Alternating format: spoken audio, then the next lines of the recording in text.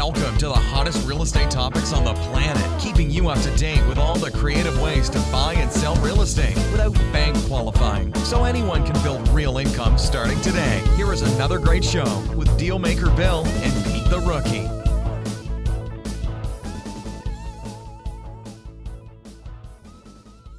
All right, here we are at another episode of Flipping Houses for Rookies. Flip those houses. Flip those houses. Or is it flip the finances? What is it, Bill? Yeah, well, if you're driving and you flip something, it's not considered good, right? Hey, sometimes it feels real good. Yeah. Road rage. All right, we're on episode number 338. Boy, Peter, you're getting old. Oh, my goodness, you're getting old. Hey, you're right behind me, Mr. 59 and a half. My IRA will be good very shortly. Come on. Exactly. There's some real perks with getting. Hey, my Social Security just went up a couple $100. Yay! Nice. Talk about perks. All right. Today's episode is called Creative Real Estate Audit. Audit? Oh, Why aren't you just scared doing? Me. Why aren't you doing deals? Hang on. Look, what did you do? Fall over? No, I pulled. I hit my mic cord. Yeah, my camera cord. Wham! Wait, start again. What'd you say? Yeah, creative real estate audit. Why aren't you doing deals? Here's the description. The plague of all creative real estate entrepreneurs is, why am I not doing deals? Or enough deals to sustain my desired lifestyle? To the point that this question is actually mentally harassing you day in and day out. Some have even accepted this existing condition as inevitable and toss off the belief that they can do it. Or settle with, that's life. Which, of course, is just an overwhelming attitude for most. The feelings of the reality about possibly charting out their ideal life and achieving it. What if I told you today we're going to show you how to turn this around very easily? Only because the root cause is always for a couple of reasons. And once you know them, you can revert to doing amazing deals often. What if there was a way to audit, inspect, or look over very simple reasons why you're not making deals, and then quickly remedy them? Imagine what that would do for your financial future and freedom to live your life the way you choose to. We do it all right here in the next 60 minutes. So tune in now for the full disclosure.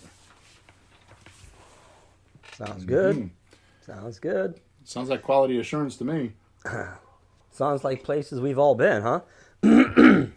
Or maybe we're there right now. Well, maybe. Yeah, that's possible. Yeah, maybe. Okay, so let's do our housekeeping stuff. So inside the description, there is a link. I will apologize. The service that I've been using for some years has been having trouble with links. So if you go on a link and it doesn't work, just send me a support ticket and I'll send you the raw link. Because today I put a raw link in there so we don't have to use some cloaked link, which is easier because they're shorter and stuff like that. So if the link doesn't work, then just send me a support ticket and I will send you whatever materials or whatever I'm promising you to get, okay? Also, we record this podcast every Thursday morning, 9:30 a.m. It's kind of an unusual time. You may not be able to come here because you're working. But if you do want to watch us or if you do want to participate in the podcast, you can go to Facebook, YouTube, or Twitter, and in whatever comment boxes or ways that you can respond to the video, just you can type in there, and I have a screen in front of me so I can answer your questions. We try to answer questions pertaining just to the podcast. If you have other questions than that, then there's two things you can do. You can go to WhatsApp Messenger and look for Let's Talk Real Estate. Is a group that we have, which is a social group that a lot of investors, including my coaching clients, are in. So there's always a lot of help there. Or you can go to Flipping Houses for Rookies and hit the support button on the top right-hand side, and you can send me a support ticket myself personally. I answer all of them, and I will respond to you there. Okay. Lastly, make sure you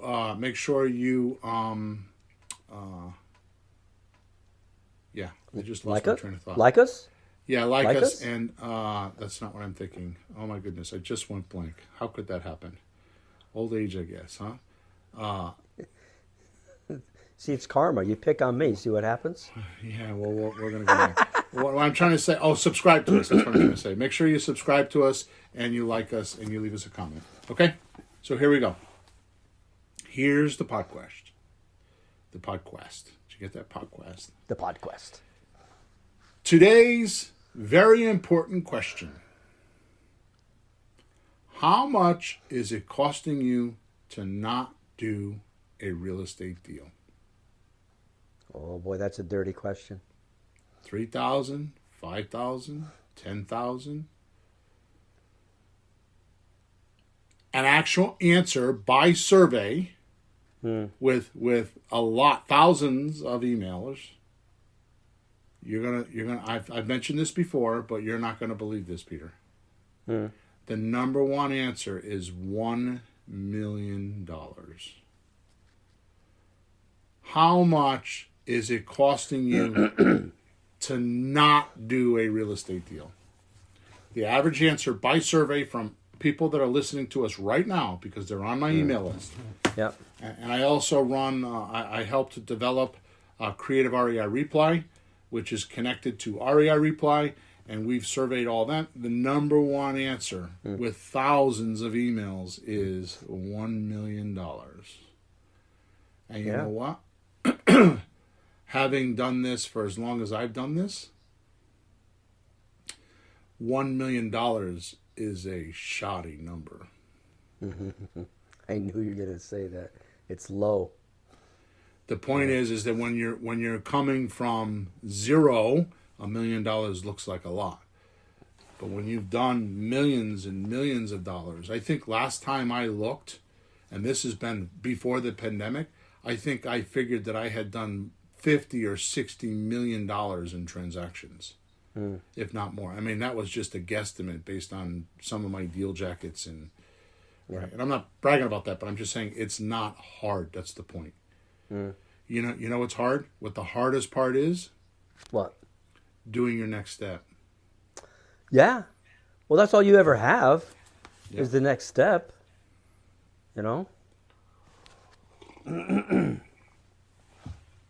So this leaves us with the next vital question, Peter. Yes. Why exactly am I not doing deals? Oh, that's a loaded question, Mr. Hawthorne. Why? So in my estimation, this is total Bill's Planet. This is my opinion. This is not some book I read. This is not something, it's just from my own observation with working with students, coaching clients. And because you're on the coaching calls, and I have another guy that I do coaching for. I do a couple coaching calls a week. I'm dealing with people. I have my own deals I do. I have two partners, you and one other guy. I actually have three partners in another company. So, and it's all real estate related. Yeah. And I've simplified it. And how do I simply fix, or you should ask yourself, how do I simply fix it without totally disrupting my life? Right? So the question is, why exactly am I not doing deals? Whether it be your first deal, or you did one deal and haven't done another, you did three, the economy changed, and now you haven't done any more. There's a multiple scenarios on how this could be. Yeah, but just like the next step, we're all saying, where's my next deal? right? It's just right. we would just want the next deal, and as soon as you get that, we'd all be happy. Right, exactly. All those steps that lead up to it. So what do why you don't got, you Bill? ask yourself why exactly am I not doing deals? And then the next thing that you subconsciously think, it may not be fully articulated in your head, in other words, you haven't put words to it, is how do I simply fix it without totally disrupting my life? So let's start off with a few reasons, and they're just 3 as far as I'm concerned, a few reasons deals don't get made. Then we'll go into why you aren't doing these few important ingredients. And at the end, I'm going to give you a checklist, like a little checklist to like unstick you. That sounds So good. here- You need something. You get too much in your head on these things. And I should, and maybe tomorrow I will, and then I'm gonna. But boy, when you write it down, you look at a couple of lines with a blank next to it. You got to put a check mark on. That really does help. Number 1, not enough outflow or contacts with sellers about selling. I'm going to tell you that is the number 1 reason that you are not making a lot of money. You're making any money. That is the number 1 reason you're not contacting enough sellers. You're not outflowing. Outflow begets inflow. It's a natural thing. Right? If you empty the ocean, something else would go in there. Just because there's not water in there doesn't mean that there won't be more water when it rains again. Yep. Right? It's like a room that you try to empty. Yeah. You empty a room out. Oh, we finally cleared out that room. Look back in 3 weeks, and it's all loaded up with crap again. Yep. Right. So nature just doesn't like a vacuum, doesn't like a blank space. It likes to fill it up. Yeah. Right? So if you do enough outflow, we're going to talk, if you do enough outflow, something's going to come back in. Yep. Right? So number 1, the reason why you're not doing deals, not enough outflow or contacts with sellers about selling. Number 2, Peter, Yes. is unbalanced offers. That means you're too low, seller's too high. Yeah. And you haven't figured out how to connect the dots. Yep. We call that deal structuring. Number 3, no or low follow-up is being done.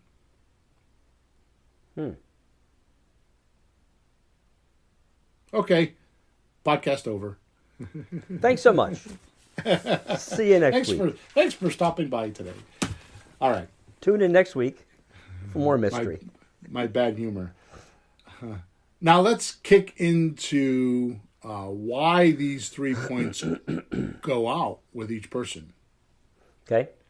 Then I'm going to go over the checklist once we're done with this. So what I've done is I've taken all 3 points and I've added 3 main reasons for each point why you can't get that point in. Okay, so like outflow or none at all, which is the common one. Yeah. The first reason for lack of outflow is dun, dun, dun, dun. Drum roll. This is a huge confront for you, listener. Life is distracting you. You don't believe this statement. You don't live by this statement. You don't die by this statement. We do creative real estate to handle life. We don't handle life to do creative real estate. Creative real estate is not made to learn, it's made to do. So I'd like to take 1 second and explain that, Peter. What does that mean to you? When I say that to you, creative real estate is not made to learn, it's made to do. What does that mean to you? It has a very specific definition to me, and I want to just make sure, I want to hear your perspective first. Well, being with you and working with the students and being at meetups and the coaching calls, I have seen a lot of people who study, so they're ready for whatever comes up, and they study and they study and they study. And I don't think you can ever get ready enough to be ready for whatever comes up, because it's not that pat. Everybody you talk to can be a little different.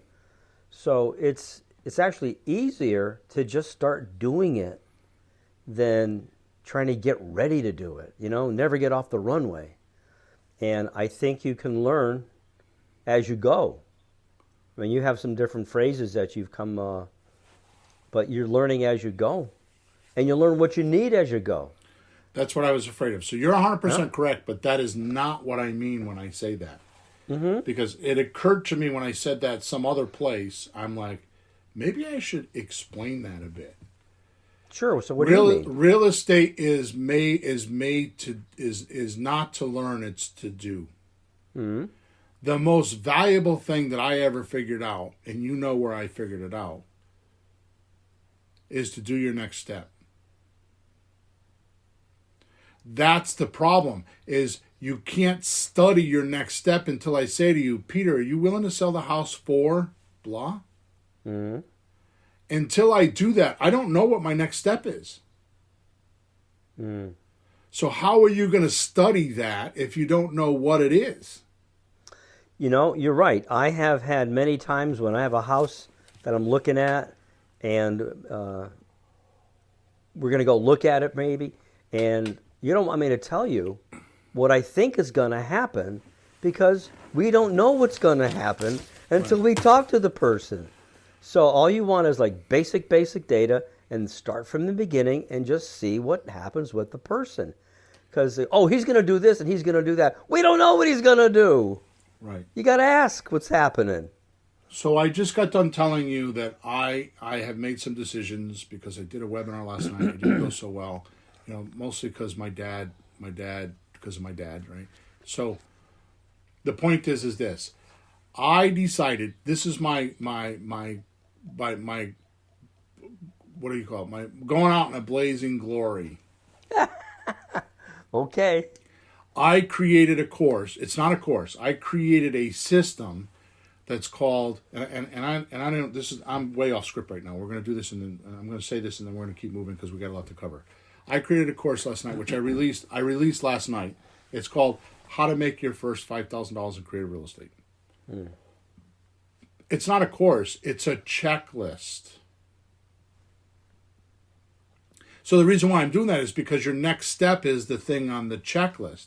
So I give you the checklist, and then I give you a lesson for each checklist so you know what to do on each section. Ah. That's how you do real estate, is you follow the checklist and do each section as you're doing it. So you do your next step. And all creative real estate deals, but all creative real estate deals are done the same way. There's variance and there's parameters, well, let's put it this way. What does creative real estate mean to you, Peter? Well, there you go. Creative. Creative means you have to kind of make something out of thin air, in a sense. You have to create something. The person says blah, blah, blah, blah, blah, and you have to think, well, what would help the person with his situation right now? And you have to create something that could help them. A misnomer, actually. Because technically the difference between real estate and creative real estate is real estate, you're buying and selling the house. Mm. Like, you buy an ugly house, add value by fixing it up, and then sell it. Right? Right. You're buying and selling the house. You add value because you had the money to pay cash, and then you can sell it again. Or you buy it, pay it down, and then sell it again. So the value is all in the house. The material itself. You're buying and selling the physical, we call it the edifice, the property, the house itself. Yep. Creative real estate, we're not buying and selling the house. We're buying and selling the paper that controls the house. Like the mortgages and options and land contracts and owner financing. So basically, creative real estate means, which is a misnomer, we shouldn't really use this language, means that you're dealing with the payments and the equity of the property. Right? So because of that, there is no way to really comp it because the payments are different, the situations are different, the property is, so there's a lot of variables there. Right? What is the seller willing to do? How much are the payments? How much is the duration of those payments? How does it need repairs? Are the payments behind? There's all these variables to the money that's attached to the property. And we're working in that element of the money to control the property. The property to us, as a real creative real estate investor, the property to us is a way for our seller to give us a deal because they don't want it anymore. But more importantly, it's a way for the buyer to come to us and let us use our paperwork to make money with it. We're making money with money like the bank does. That's what the bank does. The bank is not in the real estate business. The bank is in the money business. So creative real estate is the money business. So there's a lot of variables. You know, So creative real estate is paying monthly. That's what it is. You know what it made me think of when you said the value add in a flip house type thing is in the material, in the physicality of the house itself. Then it made me think, oh, well then the value add is in any of those steps, all the things you just said. Right. There's value add, like you talk to a seller who's disgusted with his house and he's stressed out. The value add is the relief he gets from not having to deal with the house. The value add he gets is, oh, I can get a little bit more money if I wait. Oh, that's good. Oh, I don't have to talk to the tenant anymore. Oh, that. But it made me think, what's the value add in the financing and in the structuring? I cannot explain this enough. I just bought a house from a family member.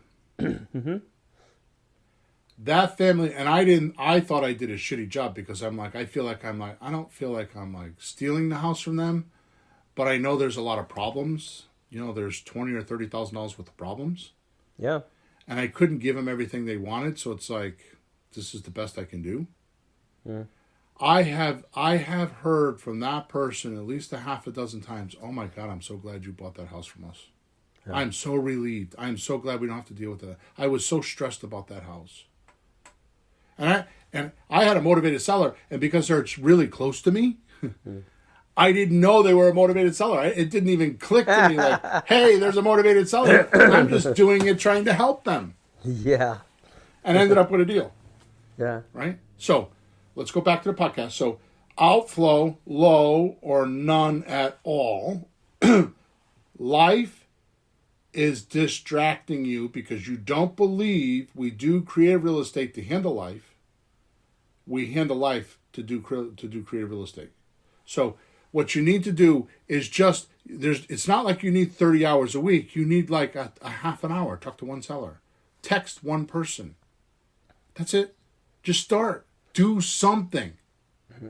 Go on Facebook Marketplace. Go onto the rent section and message 25 people. And I know I'm crude as hell. I'm sorry for being crude. But when you're on the crapper in the morning or in the afternoon or whenever you do it, take your phone and one message one person. Would you a person that's in Marketplace looking to rent, and the sentence should be, would you be willing to rent for a year or two and then sell to me? Then copy that message and paste it in 25 other messages.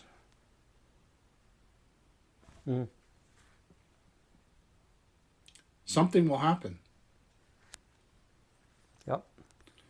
Here's what happens. The reason why life is distracting you is because most often this comes down to passion, necessity, and time management. If you're not passionate enough and your necessity level is too low, in other words, it's not do or die, because what's happening is your life, like your other income, the income that you live off of, is distracting you, or your kids, or your parents, or or a hobby, or something else is distracting you. Usually what happens is, as I find, people that have jobs are so stressed out about their jobs, they need 40 hours a week to work their job, and then you need another 30 hours a week to decompress. Yeah. So they're going off and doing fun things like bowling and watching TV and going to the cigar shop or whatever they do. They're trying to decompress. instead of being Right. I- But that's awful short term though, because Monday morning shows up. right. When of course they should sit and think, how do I get out of this? Oh, Right. I should sit and make a few phone calls tonight or Saturday morning to get out of this. Right. Just one phone call. So listen to this. I personally, and you know this, and then we're going to move on because we spent too much time on this. I personally evaluate people in my own mind with this tool. Are they more about comfort or accomplishment? Which way do they lean? If it was all the way to the left is comfort, all the way to the right is accomplishment, there's a sliding scale, and where do they fall? Yeah. And I have many family members that are about comfort. They are distressed because they have to work 40 hours a week and they're totally uncomfortable with it and they need to decompress. Wow. Second reason why low or no outflow is happening. You don't have or feel like you have enough leads. So in podcast number 337, we covered this point about leads, but it really comes down to your intention. Really comes down to your intention. And I've run phone rooms, like what do they call it? Phone rooms where people like dial Boiler rooms? Boiler rooms. I've actually run a few of them, and I've seen this. I've trained people to do that, right? Definition of intention is your aim, something you not only plan to do, but fully expect it no matter what. So not only do you plan to do it, but you expect you just know there's no way you're not going to get it. Yep. Right? Kind of like our society talking about the entitlement class of people. Like the entitlement people feel that way. They're just going to get it. Yeah. I deserve it. I'm just going to get it. No, Bill, it's their right. Right? They have a right to everything. Exactly. So this may sound simple, but when I'm coaching, I find this one point either allows my students to accept stopping or not. A huge mindset for most. So what's your stopping? You mean quitting? Yeah. Whoa. They accept it. They accept it because their intention is low. Their purpose is low. Their necessity is low. Right? They allow it to happen. They make excuses. Oh, I don't have any leads. You know what? Guess what? You need one lead to make a deal. One. You need one. You don't need a list of them. You need one. Your next step is to find and call that lead. Yep. Third reason for no or low outflow. You're looking for a new gadget. Or why to mass communicate to sellers without confronting them yourself. We're going through this again. We went through this a few years ago in my office, and we're going through it again right now, you and I. Yeah. And you're much better at it than I am because I get too distracted. I'm writing this as it was for me because right now I'm not doing deals because I'm too distracted Yep. with everything else, right? Whenever you go back to basics and just call sellers and talk to them, we do deals, more deals. Just go do basics. Talk to one person. Yep. One person. Okay? And all you need to talk to them about is 4 things. What's the price? What's your best price? Are you willing to take payments? If you are, how much are they? And what's the duration if you let me take payments? Oh, you don't want to take payments? Okay, how much of a discount can you give me?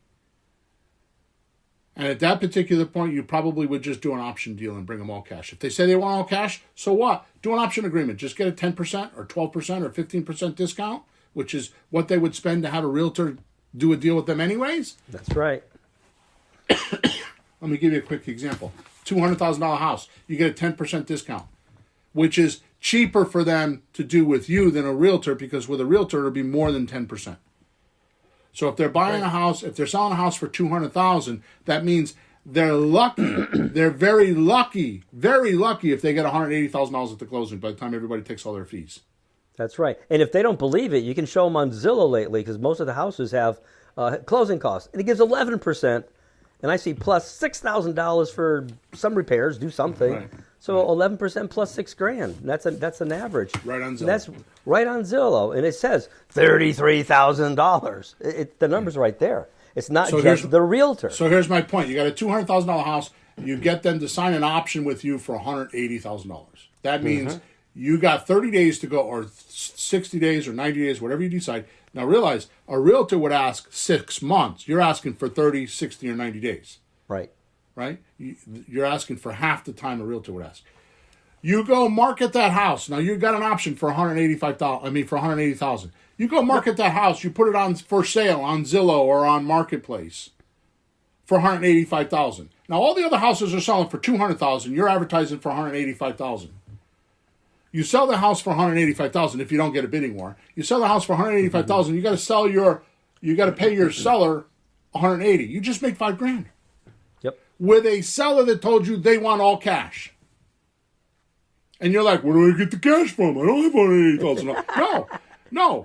You go get it from your buyer. Yeah, where does a realtor get it? They pull out the checkbook? Right. Wait for the buyer.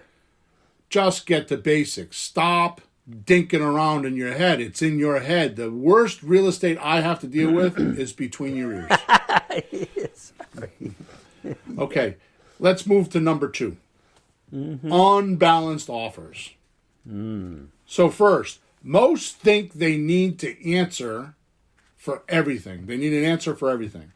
And the seller says, so let me do this again. So that most people think they need to have an answer for everything that the seller says. So they think they look smart and want to impress the seller when working with the student. Now, back in the day, I think that was correct. When I first started, that was definitely correct. Because the way it worked is, it was all, first of all, back then it was different. The internet has screwed everything up. Because what it used to be is we would send mail, we would send, we would have newspaper ads, we would, leave business cards in Home Depot, on the floor, $100 business cards, Signs. What happened is people would call us. Yeah. We'd outflow, they would call us. Yep. And here's what happened. They would call us and we would qualify them. We would go through the prospect suspect list. We'd find out about the house, their situation, and all the prospect suspect thing call did was, should we go out and look at the house? Yeah. Then we sat in the house for 90 minutes and we tried to buy it. Now, that is the old way. Nowadays, we don't do that. We text people. We have the internet. We do social media. We do all these different things, videos, and we're contacting the people directly. Hey, you want to sell your house? Because the media has changed. The devices to do that. Yeah. So here's what happens. Because of that, most people think you're a scam. Okay? Because there's a lot of people doing it. There's a lot of people doing it that I did this on a coaching call the other day. I'm going to tell you right now.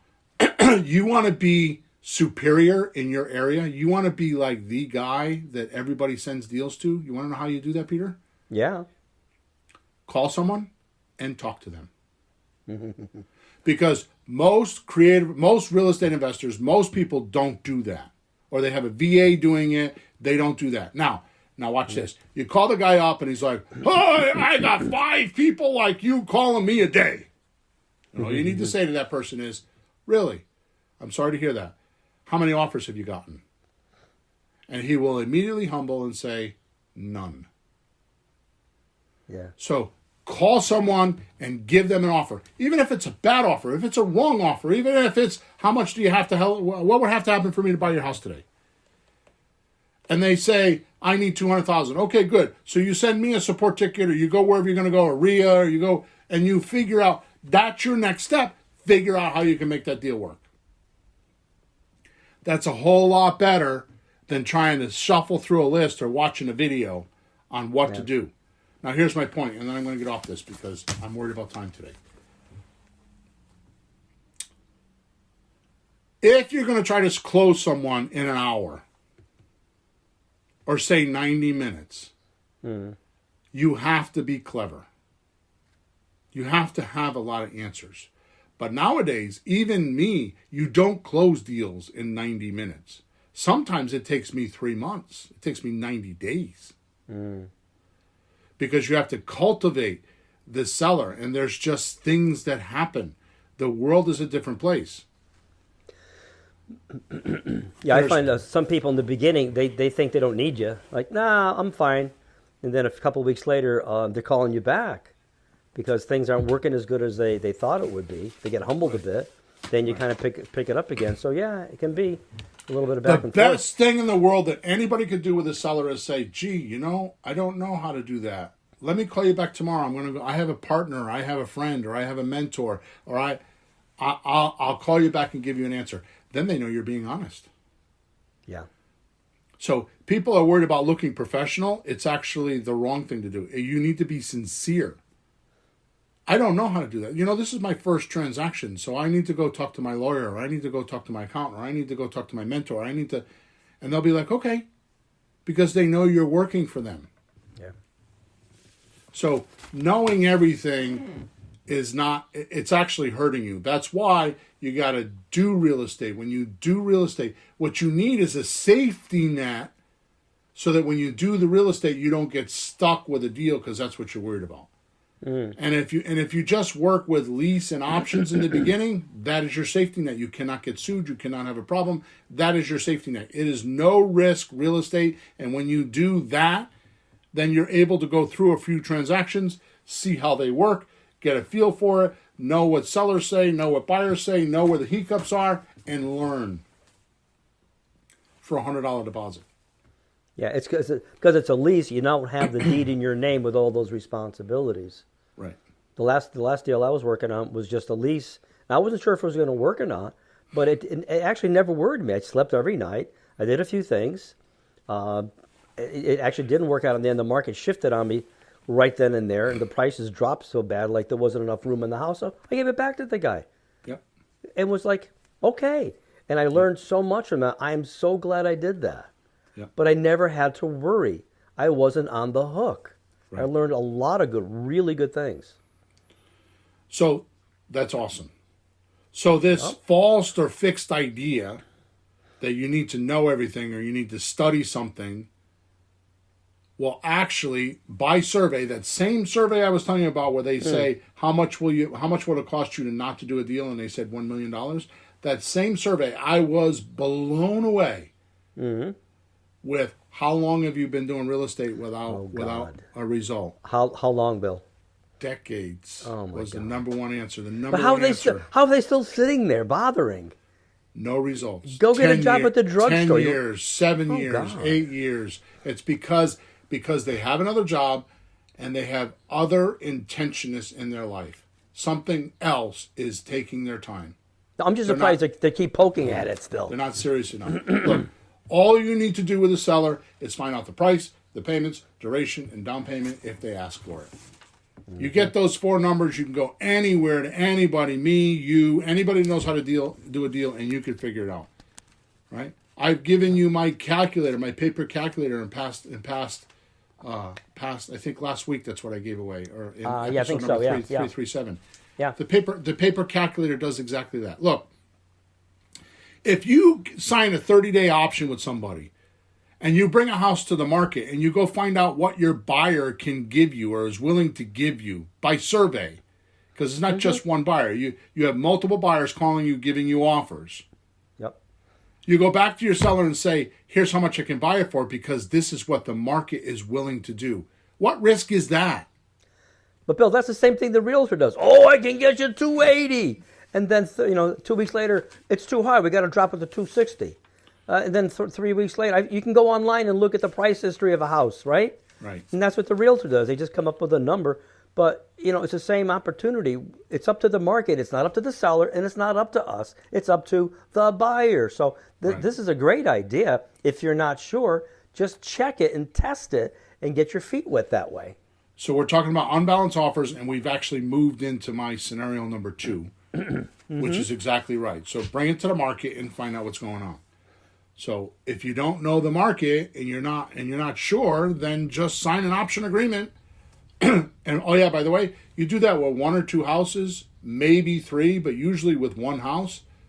You'll know what that neighborhood is. So when you're working in that neighborhood later on, you all of a sudden became an expert because you know what the seller's willing to do, because you're going to hear all kinds of stuff from your sellers. I'm sorry, from your buyers. Yeah. From your buyers.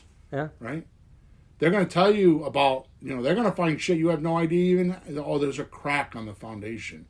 There is? Oh, the grass is bluegrass and I want yellow grass. I mean, you're going to find out things you had no idea even existed in real estate. But the education is phenomenal for a $100 deposit. Well, you have to figure, how am I going to sell this stuff, right? Right. So how about just taking a kind of a practice run at selling it? And maybe you actually sell it. Right. We haven't talked about this in a long time, but the very first thing I did many, many years ago, when I knew nothing and I had too many things to figure out, you said, just go try something.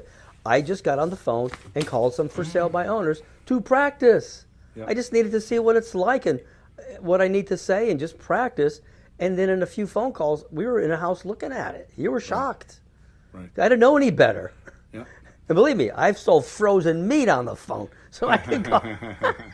I sold frozen meat when I was young. Anyways, if nothing else, practice. All right, so that brings me into the third point of an unbalanced offer. And this is the salient point. In fact, I've been talking about this, and I'm not getting very much traction with it because people aren't listening.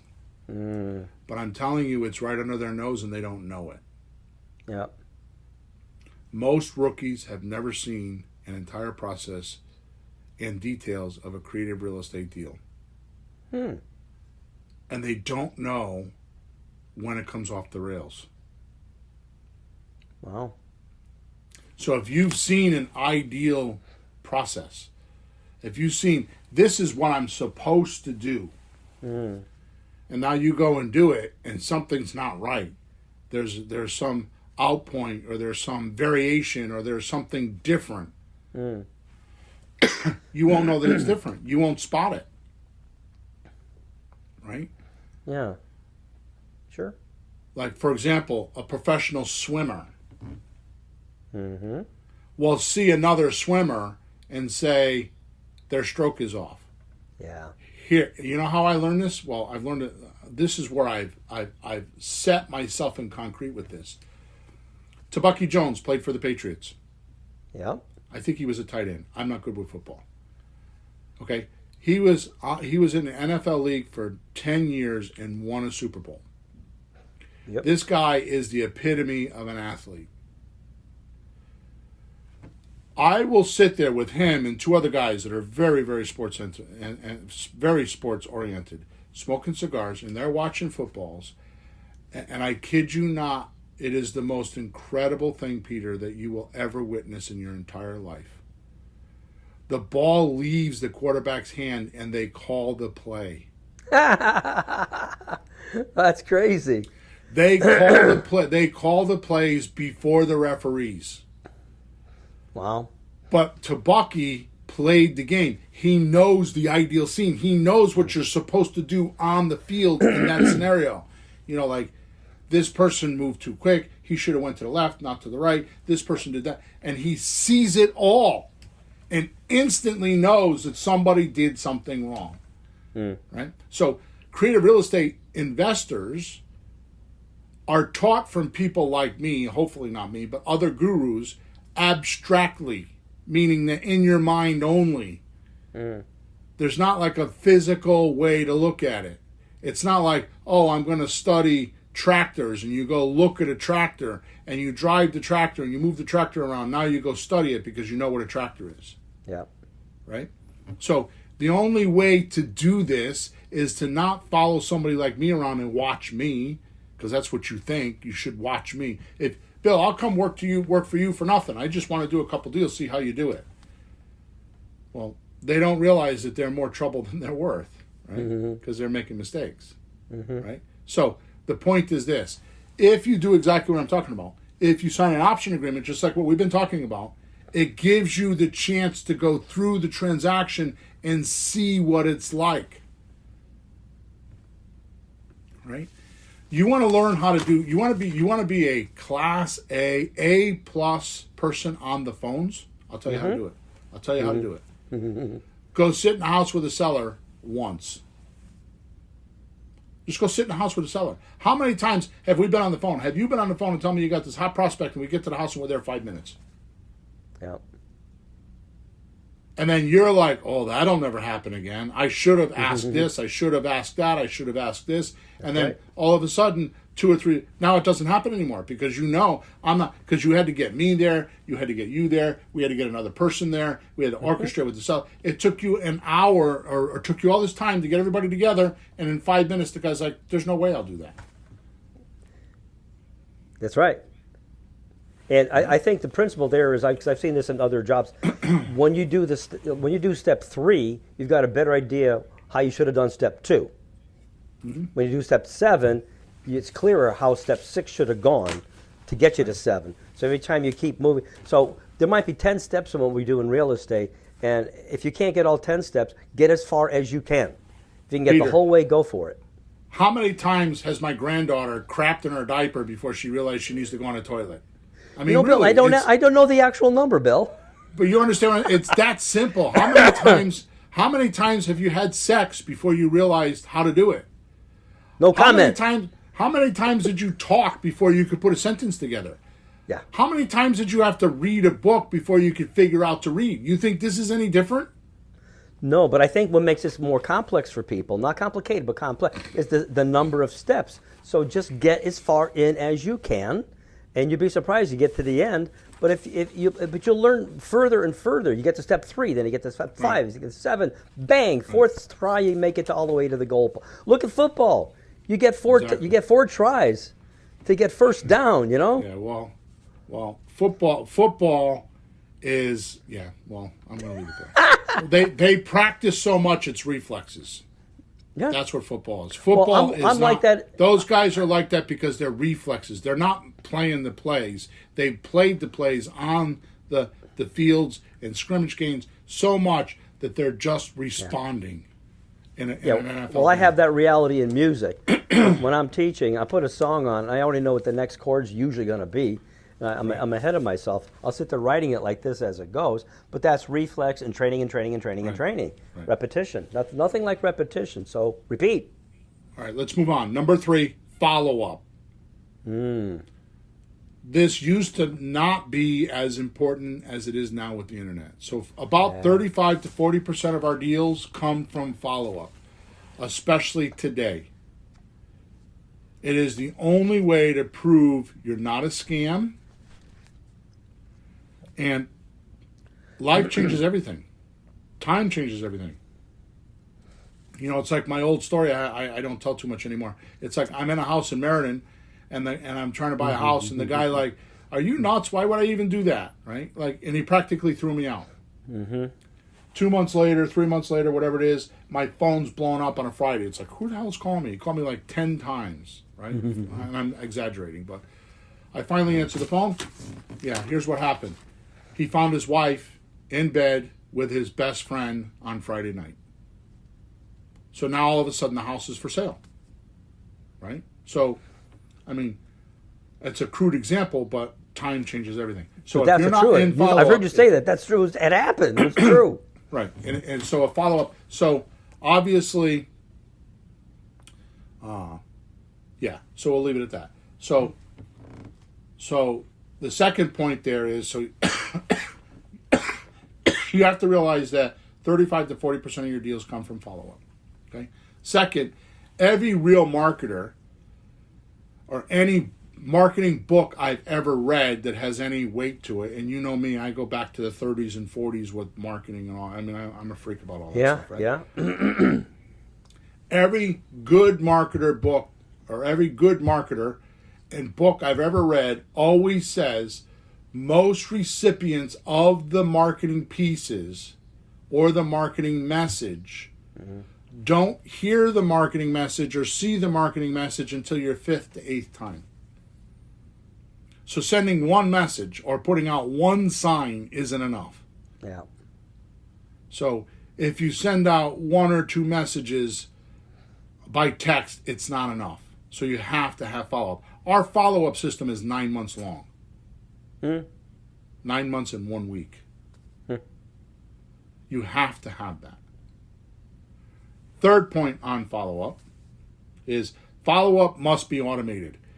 Nowadays, it is an absolute must. You cannot, listen to me, you cannot. And I have a coaching client that does this manually, and he does a shitty job because it's manually. There is no way humanly possible to effectively do follow-up, which is the main reason why I built, and I didn't build it, I have 3 other partners, but the reason why we built Creative REI Replay, because there is nothing on the market to date that does creative real estate and does the follow-up like the way we do it. And I'm not trying to sell you Creative REI Replay, but I am telling you it's all done for you there. You know, we put leads in your system, and they go through 9 months worth of talking to them by text. Yep. And we're changing that because I want to add things like direct mail. I mean, for pre-foreclosure, you're working on it more than I am, but I want to do pre-foreclosure. I want to do letters and postcards and yellow letters, and all that's going to be in there over the next year. Mm-hmm. Okay, so it's follow-up. Okay, so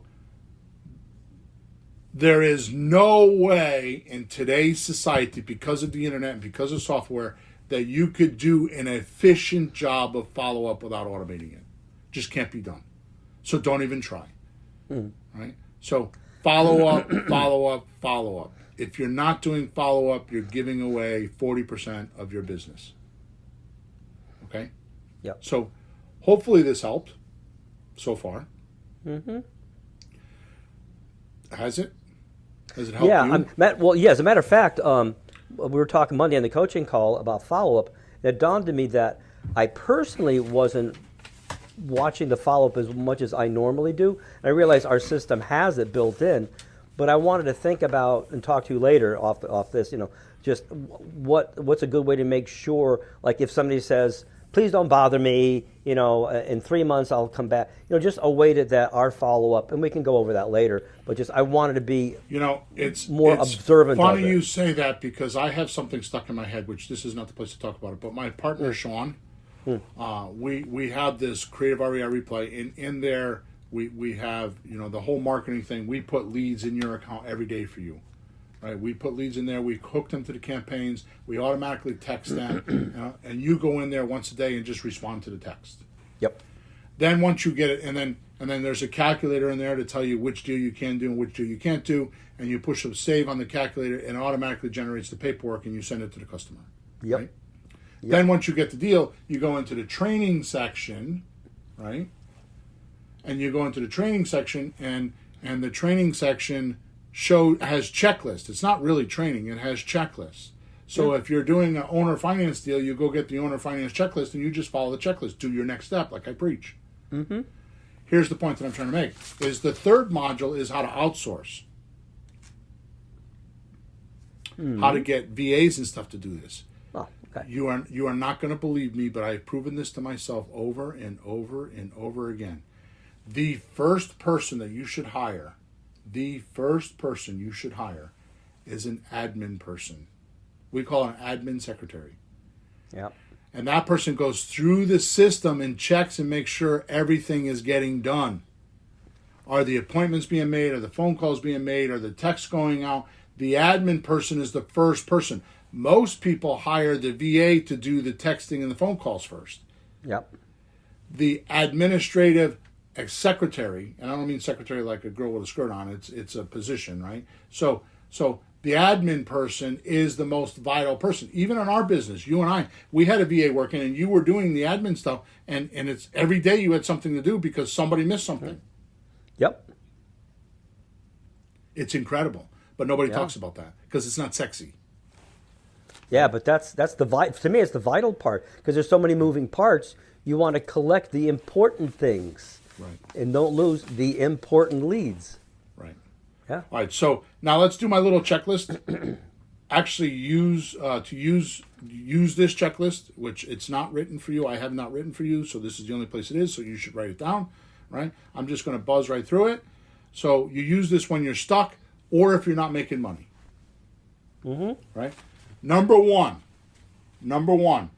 Look for any deals you've done before, and match the 3 points that we spoke of earlier.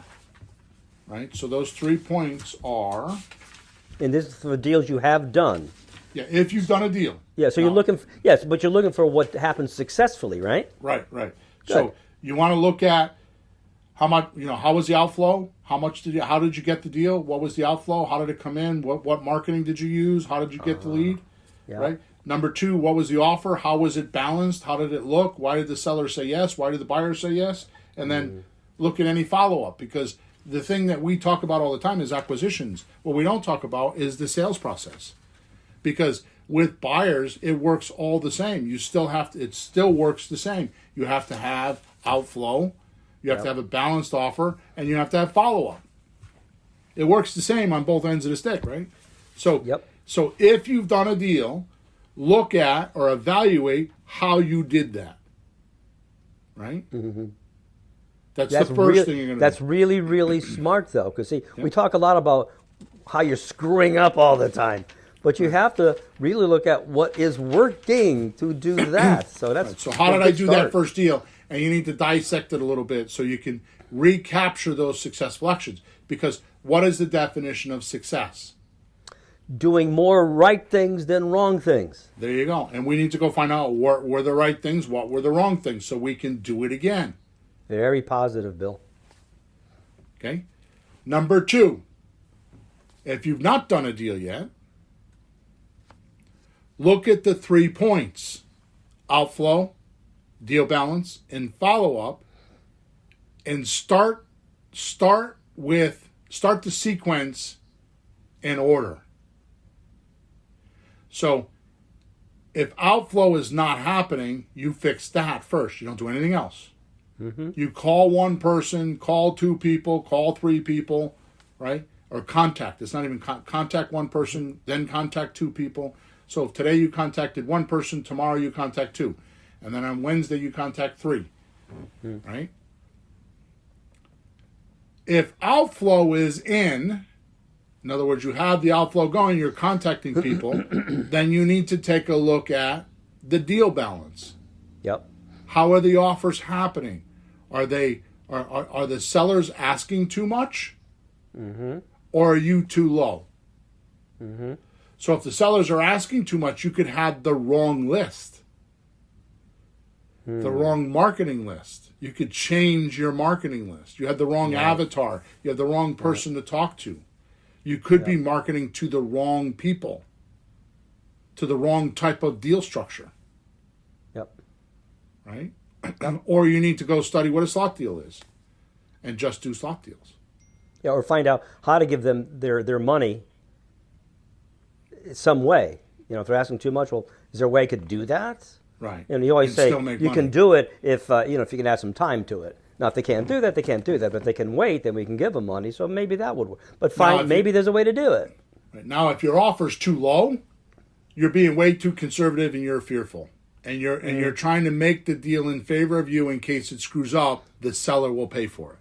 Well, the seller shouldn't pay for your education. You need to pay for your education. Yeah. So you're too fearful. So there's different, you got to balance these things out, right? So does that make sense to you? So it's like you go through this sequence. So you check your outflow first, then you check your deal balance, and then you check your follow-up. I only have one question on that. If you sit down and to look at this, what if you had a couple of follow-ups that might work out sitting there? Could you just check those first so you don't lose them if it's real? I'm gonna get to that. Okay. Yeah. Which brings me to number 3. You look for the value of what is being done. Right? So if the outflow is going, what value are you giving your seller so you can repeat it? For example, if you're doing outflow If you're doing, let me see. If you are doing outflow, is it giving you results? Right? Are you talking to sellers and giving offers? So even if you don't buy the house, you have to at least be helpful with people. I mean, I've seen you work with sellers that you don't buy the house, it doesn't work out, but the last thing you say is, look, in this process, if you need help with anything, just call me, I'm glad to help. Because you're trying to add value or be valuable. It's not just, I bought the house, I made a bunch of money. How can you be valuable and helpful to the seller in some way? Right. So I agree with you, but that's not what I'm talking about here. So what I'm saying is, if you're doing outflow, is it giving you a good result? Are you getting inflow? Are people calling you back? No, that's not the product of outflow. Outflow is, are you giving offers? So you're outflowing. You're texting FSBOs for sale by owners or expired listings. Is that producing somehow, some way offers? I got you. Right? So you have to find out is it valuable enough for you to keep doing this, because it's taking your time and your energy and your resources. Yep. So should you keep doing that, right? Or are you getting leads, talking to people, sending offers, but they're saying no all the time? So the problem isn't the outflow, the problem is the offers. Yep. Because the value dropped out at the offer section. Because it's outflow, deal balance, and follow-up. So the value was in at outflow. It dropped out at deal balance. Yep. Right? Yep. So that brings me to number 4. Look for deals that you have that have to be done or redone, which is what you're talking about. Right? So you look for deals. Example, you make a deal with a seller and don't sign docs, or they ghost you. Yep. This would be an unbalanced offer category, which also includes your scripts. So that maybe your scripts, when you're talking to your seller and doing the closing call, you're promising things. Like I said, if you've never done a deal before, you might promise things that you may not know you can or can't do because you've never done a deal before. Yep. Right? I skipped ahead because I misspoke, because I said this is different than what you were talking about. So let me go over that again. Look for deals that have to be redone. Yeah. Right? So what you're doing here is you're looking at the failed deals. And finding out why did they fail. Right? And then fix that. Because here's what happens. The human mind thinks in generalities very often, right? So what happens is you'll say, all my sellers want cash. Yeah. So I can't do a deal because I don't have cash. All my sellers are asking too much money. Right? That's what I got through the pandemic. Right? When the truth of the matter is, when you go back and start dissecting your failed deals, like you sent them an offer and they didn't sign it, you're going to find one thing's out, not all 10 things. Just one thing, not all 10. That's all it takes. It's always the small pieces that you need to fix, not the big pieces. Wow. It's always the small pieces that you fix, not the big pieces. Okay? And then we go to number 5, which is what you were talking about. Find a deal that can be done. Yeah.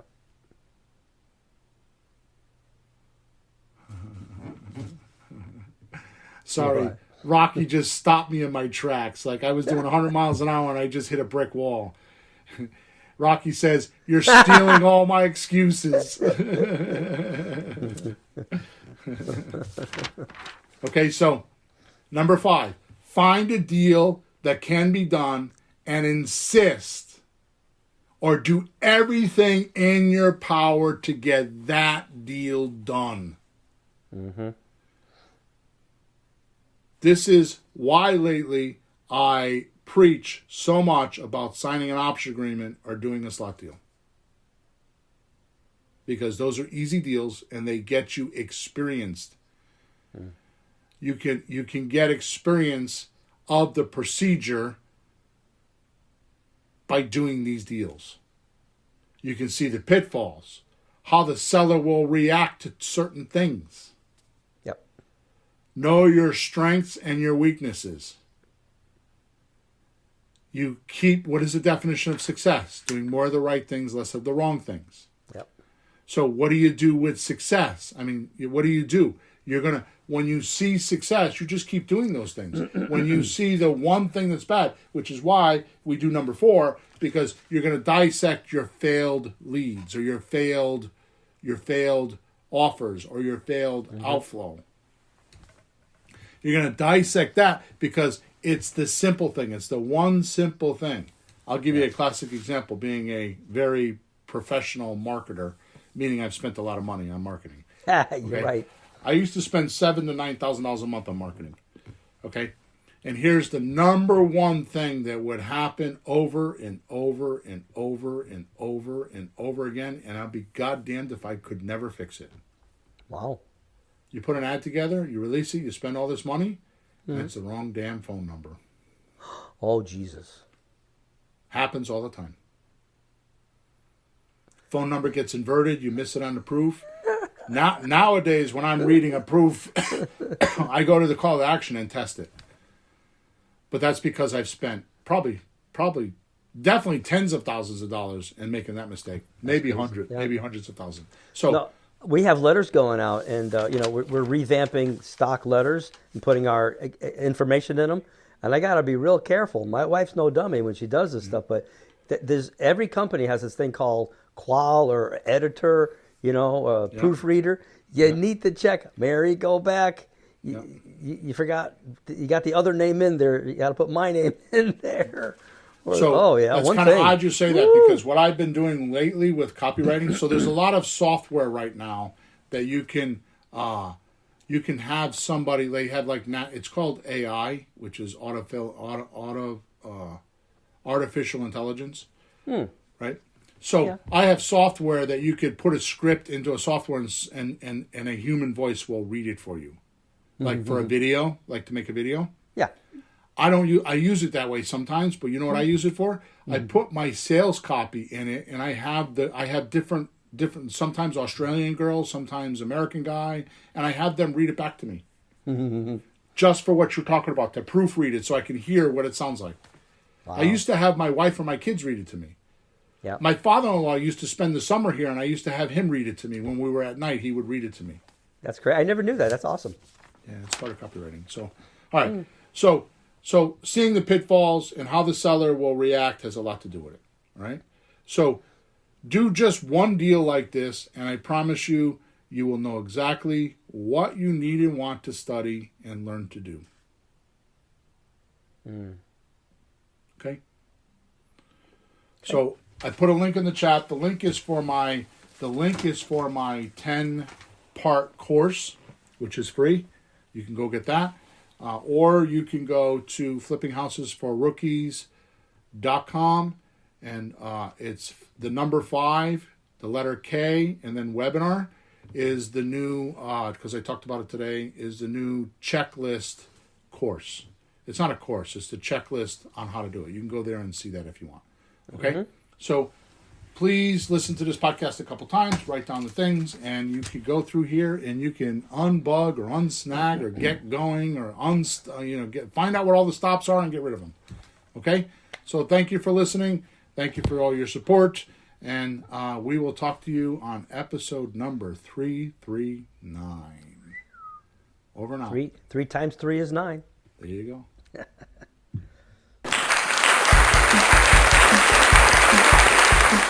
Thanks for tuning in to the hottest real estate topics on the planet with Bill and Pete. If you want to continue learning how to buy and sell real estate without money or credit, head over to flippinghouses.club for some cutting-edge real estate wealth tools. Or contact us at info@flippinghouses.club.